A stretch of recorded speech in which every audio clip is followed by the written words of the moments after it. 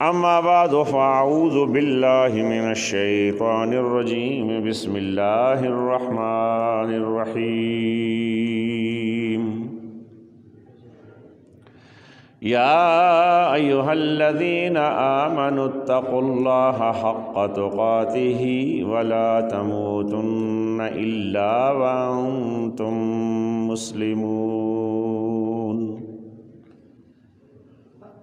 وقال تعالى في مقام آخر وأما من خاف مقام ربه ونهى النفس عن الهوى فإن الجنة هي المأوى۔ صدق الله العظيم۔ ان اللہ وملائکتہ یصلون علی النبی یا ایہا الذین آمنوا صلوا علیہ وسلموا تسلیما۔ درود شریف پڑھیں۔ اللہم صل علی سیدنا ومولانا محمد بعدد من صلی وصام۔ اللہم صل علی سیدنا و مولانا محمد بعدد من قعد وقام۔ یا رب صل وسلم دائما ابدا علی حبیبک خیر الخلق کلہم، وهو الحبیب الذی ترجى شفاعته لكل حول من الاحوال مقتحم۔ واجب الاحترام بھائیوں، بزرگوں اور نوجوان ساتھیوں، اہل ایمان، روزہ داروں، الحمدللہ ثم الحمدللہ کہ اس ماہ مقدس کا، اس نیکیوں کے موسم بہار کا ایک عشرہ جو ہے وہ اللہ کے فضل و کرم اور اس کی توفیق سے مکمل ہوا چاہتا ہے۔ یہ محض اللہ کی توفیق کے ارزانی ہوئی، ہماری قسمت نے یاوری کی، اللہ کا کرم ہوا کہ ہمیں یہ ماہ مقدس مل گیا۔ آپ کی خدمت میں نے رکھا تھا کہ یہ ماہ مبارک، یہ نیکیوں کا موسم بہار، یہ خالی ہاتھ نہیں آیا، یہ اپنے شب و روز کے خریطوں میں ہمارے لیے بیش بہار نعمتیں، رحمتیں، مغفرتیں اور پتہ نہیں کتنی کتنی اللہ کی طرف سے اس کی کرم نوازیاں اور بشارتیں لے کر آیا ہے۔ یہ مہمان خدائی چند دن کا مہمان ہے۔ خود اللہ نے فرمایا کہ ایام معدودات، گنتی کے چند روز ہیں، 10 نکل گئے ہیں، اب 20 ہیں یا شاید 19 رہ گئے ہیں، اللہ کرے کہ وہ بھی ہمیں عطا ہوں۔ تو دیکھنا یہ ہے کہ یہ مہمان ناراض ہو کر نہ چلا جائے۔ جب یہ اللہ کے ہاں ہماری رپورٹ پیش کرے تو اللہ ہم سے راضی ہو جائے کہ واہ، میری رمضان کی قدر کرنے والوں نے کیا خوب اس کی قدر کی ہے، اور جو میں نے ان کو اس رمضان کے بدلے میں جو تحفہ عطا کیا تھا، اس تحفے کی انہوں نے خوب آبیاری کی ہے۔ اب رمضان کے بعد ان کی زندگیوں میں تبدیلی آ گئی ہے، چینج آ گیا۔ وہ تقویٰ کا جو تحفہ دیا گیا تھا اس کو انہوں نے سیراب کیا۔ اب جس طرح ان پر حلال چیزیں رمضان کے مہینے میں حرام کر دی گئی تھی روزے کی حالت میں، اب ان کی اتنی ٹریننگ ہو گئی ہے، اتنی تربیت ہو گئی ہے کہ اب یہ حرام چیزوں سے بھی اجتناب کریں۔ دیکھیے، ایک نکتے کی بات آپ کی خدمت میں رکھنا چاہتا ہوں۔ روزے کا مقصد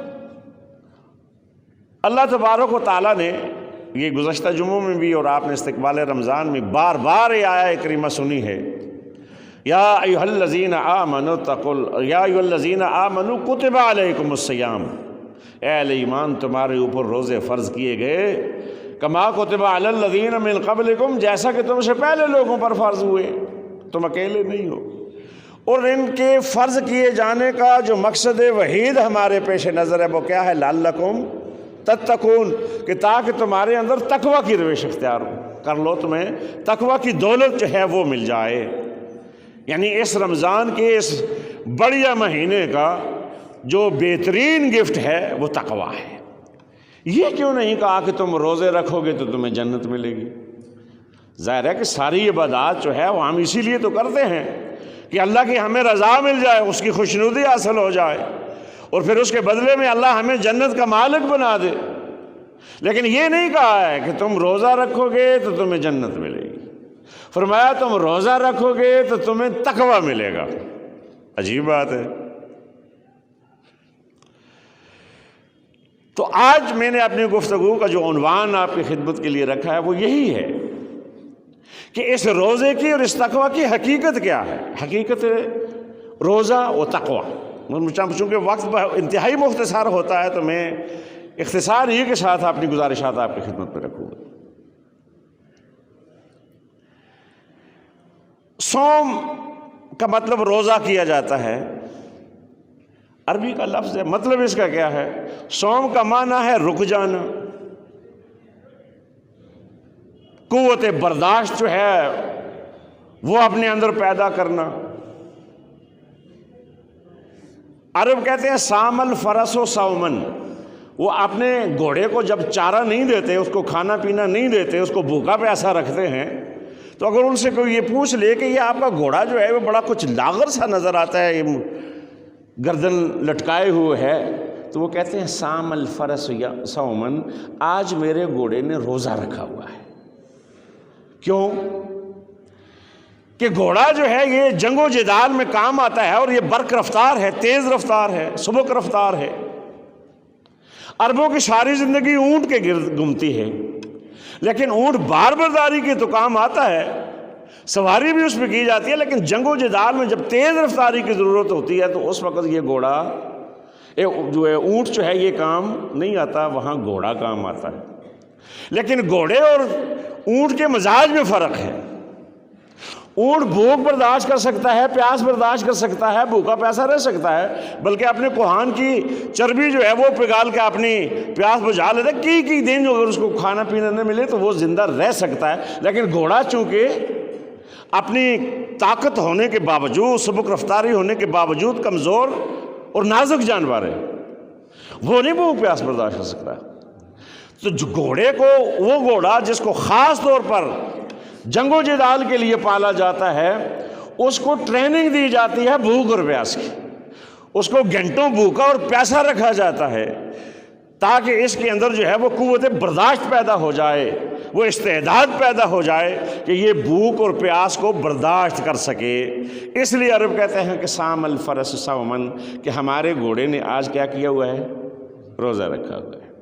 تو معلوم یہ ہوا کہ کسی قوت استعداد کے لیے، کسی قوت برداشت کے لیے، کسی ٹریننگ اور خصوصی تربیت کے لیے یہ روزہ ہمارے اوپر فرض کیا گیا ہے، اور اس کا جو اللہ نے اس کے انعام کے طور پر جو گفٹ ہمیں عطا کیا ہے وہ کیا ہے؟ وہ تقوی ہے۔ لغوی اعتبار سے آپ دیکھیں تو صوم اور تقوی دونوں قریب المانی ہیں۔ جس طرح صوم کا معنی ہے رک جانا، صبر کرنا، تو تقوی کا معنی کیا ہے؟ تقوی کا معنی ہے بچ جانا، پرہیز کرنا، کسی چیز کو ترک کر دینا، چھوڑ دینا۔ روزے میں بھی آپ جو ہے نا کھانا پینا چھوڑ دیتے ہیں، جنسی خواہشات سے رک جاتے ہیں۔ تو تقوی جو ہے جب وہ آپ کے اندر آ جائے گا تو پھر کیا کریں گے؟ آپ یہاں اس دنیا میں اللہ کی معصیت کے ارتکاب سے اپنے آپ کو بچائیں گے، اور پھر اس کے نتیجے میں کل قیامت کے دن اللہ کے عذاب سے بچ جائیں گے۔ تو تقوی کا معنی کیا ہو گیا؟ بچ جانا۔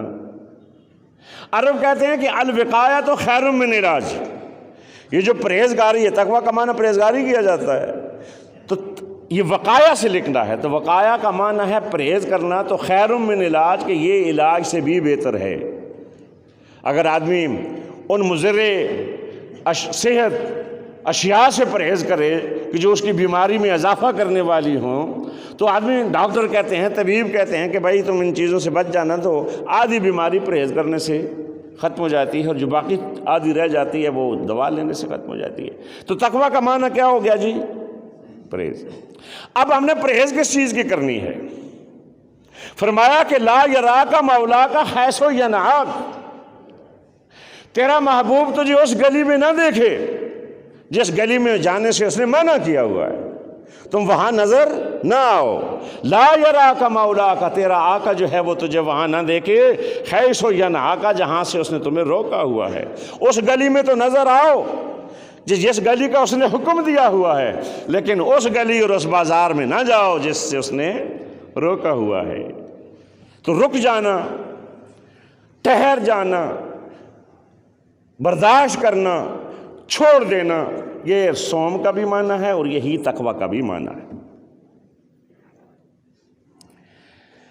حضرت شاہ ولی اللہ محدث دہلوی رحمۃ اللہ علیہ نے بڑی عظیم کتاب لکھی ہے حجت اللہ البالغہ۔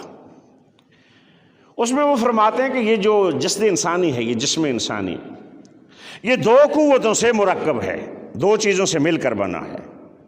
ایک قوت کا نام، یہ ایک چیز کا نام ہم کہیں گے کہ یہ قوت بہیمیہ ہے، اور اب ہم بہیم کہتے ہیں جانوروں کو، جانوروں والی قوت، طاقت، قوت بہیمیہ۔ اور جس کا مظہر جو ہے یہ ہماری باڈی ہے، یہ جسم ہے۔ اور جو دوسری قوت ہے، جو دوسری طاقت ہے، جو دوسری چیز ہے، اس کا نام ہے قوت ملکوتیہ، فرشتوں والی طاقت، جس کو ہم روحانی طاقت کہتے ہیں، جو سماوی چیز ہے۔ روح کہاں سے آئی؟ آسمان سے۔ اور یہ جسم کہاں سے بنا؟ اس کا جو مٹیریل ہے یہ مٹی سے۔ اور اس کے اندر جو ہے وہ جانوروں والی طاقت، قوت بہیمیہ، اور اس کو زندہ رکھ۔ دونوں طاقتوں کو خوراک کی ضرورت ہے، غذا کی ضرورت ہے۔ تو جسم کی خوراک کیا ہے؟ جہاں سے یہ بنا ہے اس کی خوراک بھی یہیں سے ہے۔ کھانا پینا، سونا، جنسی لذات کے اندر منہمک ہونا، خواہشات نفس میں لگے رہنا، یہ جتنا بھی آپ زیادہ کریں گے کیا ہوگا؟ یہ جسم فربا ہوگا، موٹا ہوگا، تازہ ہوگا۔ اس کے نتیجے میں آپ کی جو روح ہے وہ کمزور ہوتی چلی جائے گی، بیمار ہوتی چلی جائے گی۔ تو یہ روح کہاں کی چیز ہے؟ یہ قوت ملکوتیہ ہے، یہ آسمانوں سے آئی والی چیز ہے۔ اس کی غذا اور خوراک کیا ہے؟ اس کی غذا اور خوراک کیا ہے؟ اللہ کی بندگی، اس کی عبادت، اس کی ریاضت، اس کا ذکر، اس کی تسبیح، اس کی فرما برداری، اس کی اطاعت گزاری، اس کی تسبیح و تحلیل اور تکبیر، اس کی گیت گانا، اس کی عظمت اور اس کی بڑائی کے جو ہے وہ چرچے کرنا۔ یہ کس کی غذا ہے؟ یہ روح کی غذا ہے۔ آپ یہ جتنا کریں گے، کم کھائیں گے، کم پئیں گے، کم سوئیں گے، عبادت میں، ریاضت میں، بندگی میں لگے رہیں گے، تو اس کا نتیجہ کیا ہوگا؟ آپ کی روح مضبوط ہوتی چلی جائے گی، اور اس کے مقابلے میں یہ جسم ہے یہ کمزور ہوتا چلا جائے گا۔ یہ ہے قوت بہیمیہ اور قوت ملکوتیہ، یہ دو، ان سے مرکب ہے ہمارا جسم۔ تو یہ تقویٰ جو ہے میرے دوستو، اسی قلب و ضمیر کی اس قوت کا نام ہے کہ جو روزہ رکھنے سے ہمیں حاصل ہوتی ہے۔ مشہور حدیث بخاری مسلم شریف کی، حضرت ابو ہریرہ رضی اللہ تعالیٰ عنہ راوی ہیں، وہ فرماتے ہیں کہ اِنَّ فِي الْجَسَدِ لَمُضْغَةً اَلَا اِنَّ فِي الْجَسَدِ مُضْغَةً، خبردار آگاہ رہو کہ اس جسم کے اندر ایک لوتھڑا ہے، گوشت کا لوتھڑا ہے۔ اذا صلح صلح الجسد کلہ، اگر اس کے اندر اصلاح ہو جائے، وہ ٹھیک ہو جائے، ٹھیک سے کام کرنے لگے، تو صلح الجسد کلہ، تو پوری باڈی جو ہے وہ ٹھیک کام کرتی ہے۔ وَإِذَا فَسَدَتْ، اگر وہ گوشت کا لوتھڑا اس میں فساد پیدا ہو جائے، بگاڑ پیدا ہو جائے، وہ بیمار ہو جائے، تو فسد الجسد کلہ، تو آپ کی پوری باڈی جو ہے، پورا جسم کیا ہوتا ہے؟ اس میں فساد اور بگاڑ، بیمار ہو جاتا ہے۔ اے دل زندہ کہیں تو نہ مر جائے، کہ زندگانی عبارت ہے تیرے جینے سے۔ تو یہ تقویٰ کا مقام کہاں ہے؟ یہ دل ہے۔ اللہ کے رسول نے فرمایا تھا، میں نے گزشتہ سے پیوستہ خطبہ جمعہ میں بھی آپ کی خدمت میں رکھا تھا، کہ فرمایا کہ یہ جو دل ہے نا یہ تقوی کا مقام ہے، یہ سینے کے اندر آپ صلی اللہ علیہ وسلم نے اشارہ کر کے فرمایا تقوی ہاؤنا تقوی ہاؤنا تقوی ہاؤنا، تقوی یہاں ہے، تقوی یہاں ہے، تقوی یہاں ہے۔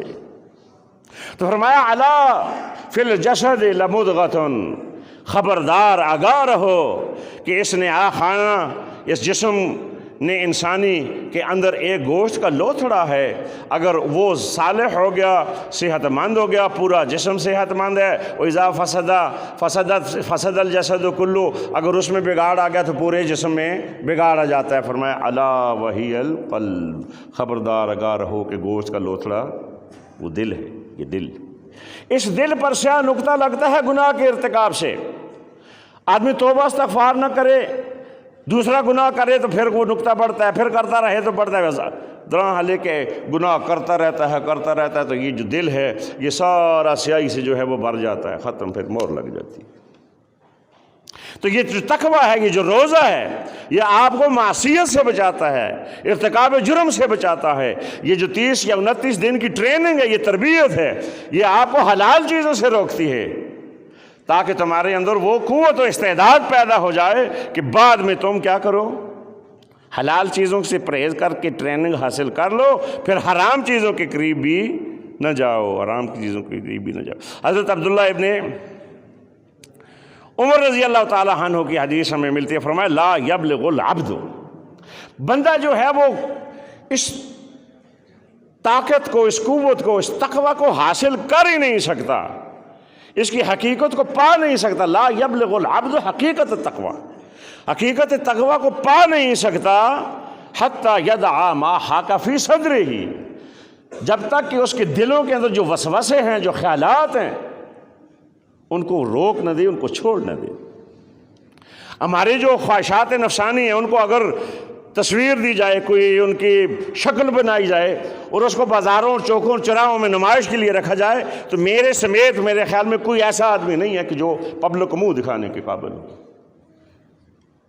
تو کیا فرمایا کہ لا یبلغ العبد حقیقت التقوی، تقوی کی حقیقت کو بندہ نہیں پا سکتا جب تک کہ حتی یدع ما حاک فی صدرہ، کہ جو کچھ اس کے دل کے اندر وساوس ہیں ان کو بھی نہ چھوڑ دے، جو اس کو اللہ کی نافرمانی پر اکسانے والے وسوسے ہیں، جن کو شیطان نے خوشنما بنا بنا کر اس دل کے اندر رکھا ہوا ہے۔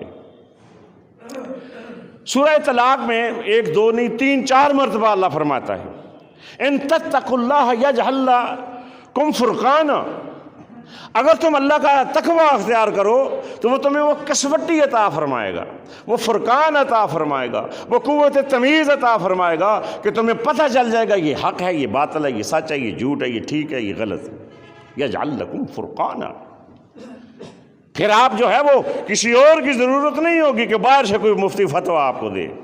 یہ جو دل ہے یہ اگر صالح ہو گیا نا تو یہ سب سے بڑا مفتی ہے، جو بلے شاہ کیوں اڑدیاں پھڑ دیں جڑا گھر بیٹھے ہی انہوں پھڑیا نہیں۔ تو یہ دل جو ہے میرے دوستو اور عزیزو، اس میں اللہ تبارک و تعالیٰ قوت فرقان، من یتق اللہ یجعل لہ مخرجا، جو اللہ کا تقوی اختیار کرتا ہے اللہ تبارک و تعالیٰ کیا کرتا ہے اس کے لیے ہر مشکل سے آسانی کا راستہ بنا دیتا ہے۔ بس چھوڑ دینا ان کاموں کو جو اللہ کو پسند نہیں ہے، اس گلی میں نہ جائے نا جس گلی میں محبوب دیکھنا نہیں چاہتا، تو پھر کیا ہوگا، وَيَرْزُقْهُ مِنْ حَيْثُ لَا يَحْتَسِبُ، تو اللہ اس کو وہاں سے رزق دے گا جہاں اس کا وہم و گمان بھی نہیں جاتا ہے، وہاں سے رزق ملے گا اس کو۔ مَن يَتَّقِ اللَّهَ يَجْعَل لَّهُ مَخْرَجًا، یہ جو زندگی کی مشاکل اور پریشانیاں ہیں نا، ان سے نکلنے کا راستہ تقوی کے اندر موجود ہے۔ اور حدیث میں نے آپ کے سامنے رکھی تھی حضرت فاروق اعظم کی کہ کسی تنگ راستے اور خاردار جھاڑیوں میں سے گزرنا ہو تو آدمی اپنے دامن کو سمیٹ لیتا ہے اور اس راستے سے نکل جاتا ہے۔ اسی چیز کا نام تقوی ہے کہ بچ بچا کرتا ہوا اپنی زندگی کے یہ 60 سال 70 سال 80 جو بھی ہیں ان سے گزر جائے اس شارع زندگی کو، ان کانٹے اور ان کھائیوں سے اور ان گڑھوں سے جو شیطان نے ہمارے لیے جگہ جگہ کھود کے رکھے ہوئے ہیں ان سے بچ جائے۔ اسی چیز کا نام تقوی ہے۔ تو من یتق اللہ یجعل لہ من امرہ یسرا، اللہ اس کے ہر کام میں کیا کرے گا، آسانیاں پیدا فرما دے گا۔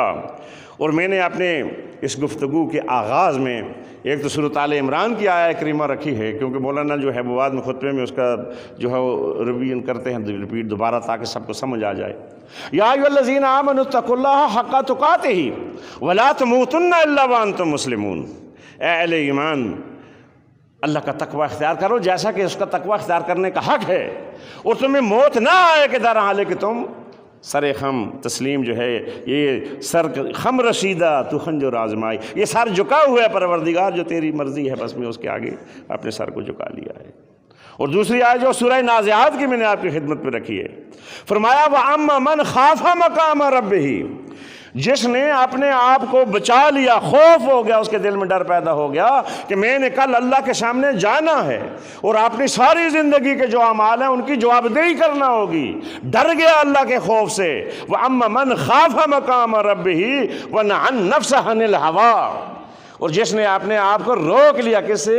ہوائے نفس سے، اپنے نفس کو خواہشات نفس کے زیر نگی نہیں کیا، ان کے اوپر زبردست ہو گیا، زیر دست نہیں ہوا، خواہشات نفس پر جس نے قابو پا لیا۔ وَأَمَّا مَنْ خَافَ مَقَامَ رَبِّهِ وَنَهَا النَّفْسَ عَنِ الْهَوَىٰ، تو پھر نتیجہ کیا ہوگا جی؟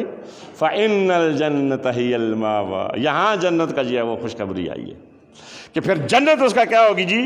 ٹھکانہ ہوگی، ٹھکانہ ہوگی۔ حضرت ابراہیم بن ادم رحمۃ اللہ علیہ کا واقعہ ہماری خدمت میں، آپ کی خدمت میں جو ہے وہ عرض کروں۔ حضرت ابراہیم ادم رحمۃ اللہ علیہ فرماتے ہیں کہ یہ جو تقوی ہے نا، یہ 3 چیزوں کا نام ہے۔ اس میں پہلی چیز یہ ہے کہ انسان کی زبان جو ہے اس کے شر سے مخلوقات جو ہے وہ بچی رہے، زبان کا شر، زبان کی حفاظت، کہ اللہ کی مخلوق جو ہے وہ تجھ سے گلہ شکوہ نہ کرے، تیری زبان جو ہے وہ کنٹرول میں رہے، تیری زبان سے جو ہے وہ کوئی عیب ظاہر نہ ہو، نہ جھوٹ، نہ غیبت، نہ چغلی، نہ بہتان، نہ الزام تراشی، ان ساری چیزوں سے بچ جائے۔ دوسری فرمایا کہ یہ جو کرامن کاتبین فرشتے، دیکھ ان کے نامہ اعمال میں تیرے عیب نہ لکھے جائیں۔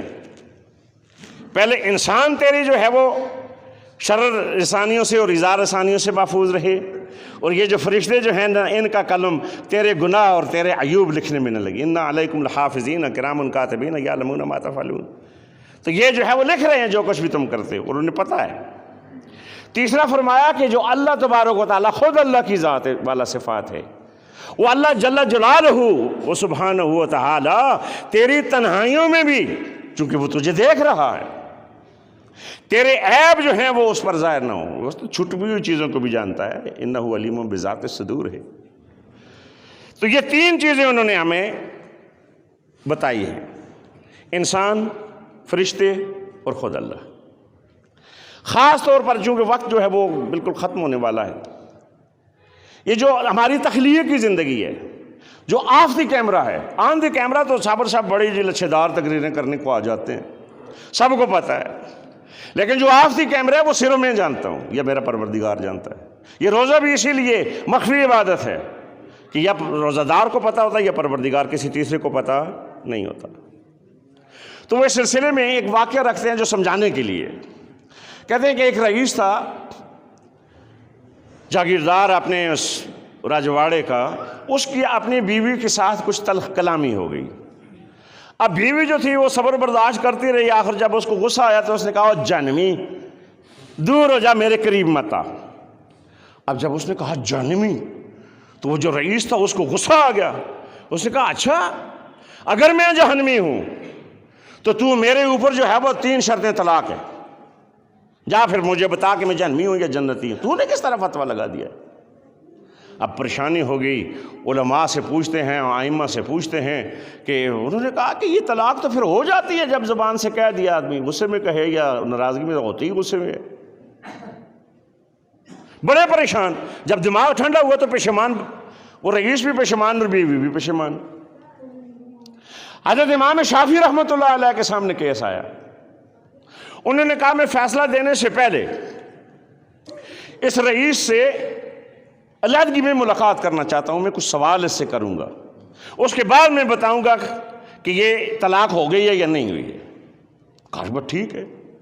انہوں نے اس رئیس کو میرے دوستو اور عزیزو، تخلیے میں جا کر اس سے کچھ اور بھی سوال کیے، اور ایک سوال اس سے یہ کیا کہ بتا کبھی تیری زندگی میں ایسا موقع آیا ہے کہ تو گناہ کرنے پر قادر تھا اور تو نے گناہ نہیں کیا؟ اس نے کہا ہاں ایک موقع آیا ہے، چونکہ میں اس علاقے کا رئیس ہوں، یہ سارے لوگ جو ہے وہ میری ایک طرح کی مملکت ہے، سب میرے غلام ہیں، نوکر چاکر ہیں، میں جو کہوں یہ مانتے ہیں۔ تو میرے کمرے کی صفائی کرنے کے لیے کچھ کنیزیں، کچھ نوکرانیاں مقرر تھیں، تو ان میں ایک جو نوکرانی تھی وہ بڑی خوبصورت تھی، بڑی اچھی شکل و صورت، حسین و جمیل دوشیزہ۔ اب میرے دل میں جو ہے وہ گندا خیال آ گیا، میں نے سب نوکرانیوں سے کہا کہ تم جاؤ، اس سے کہا کہ تم ابھی رک جاؤ، وہ رک گئی۔ اب وہ رکی تو میں نے اپنے دروازے کے جو پیچھے کنڈی تھی اس کو لگا دیا، تو وہ بھانپ گئی کہ اس کا ارادہ بد ہے۔ اس نے کہا بادشاہ سلامت، رئیس صاحب، جاگیردار صاحب، ہم نوکر ہیں، غلام ہیں، لیکن ایک وہ ہے جس کے تم بھی غلام ہو۔ یہ تم نے کنڈی اس لیے لگائی ہے کہ کوئی دیکھے نہ، کوئی دیکھ بھی لے تو تمہارا کیا کر سکتا ہے، لیکن وہ جو دیکھنے والا ہے اس کے لیے بھی کوئی کنڈی لگائی ہے، اس کے لیے بھی کوئی پردہ کیا ہے، وہ تو دیکھ رہا ہے، اس کو کیا جواب دو گے؟ کوئی دیوار، کوئی دروازہ اس کے لیے بھی تم نے بند کیا ہے، بس یہ کہنا تھا اس کا۔ تو اس نے جو ہے وہ اس نوکرانی کنڈی کھولی، اس سے کہا کہ جاؤ تم آزاد ہو۔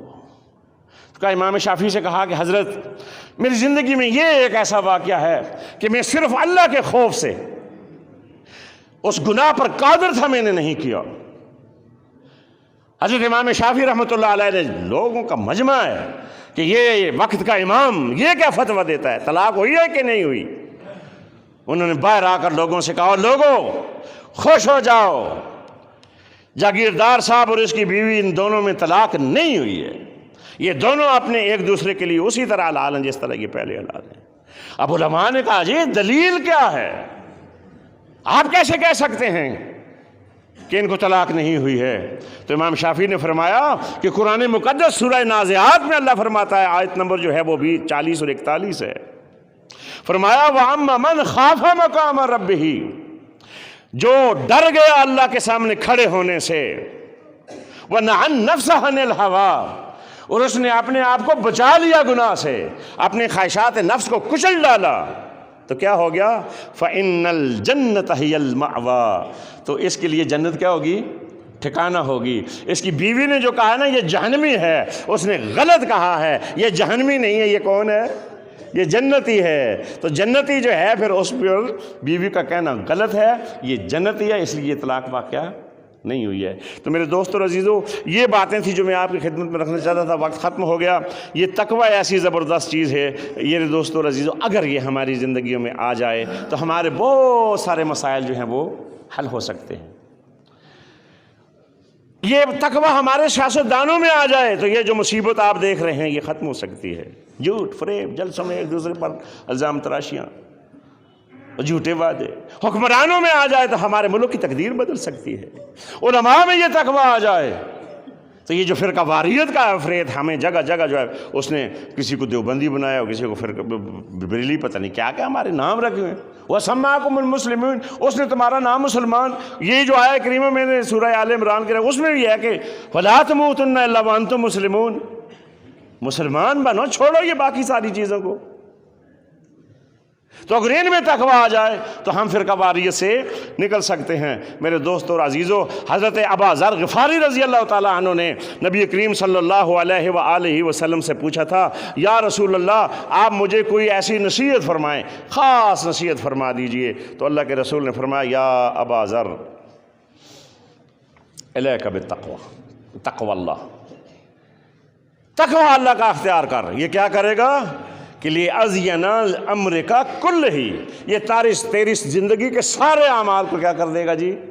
درست کر دے گا۔ تو اللہ تبارک و تعالیٰ یہ جو گفٹ ہمیں دے رہا ہے اس رمضان کے وساطت سے، تو اس پر ہمیں صحیح طرح سے کاربند ہونے کی توفیق عطا فرمائے، اور اس روزے کا جو مقصد ہے، جو تقوی ہے میرے دوستو اور عزیزو، اللہ وہ ہمیں عطا فرما دے۔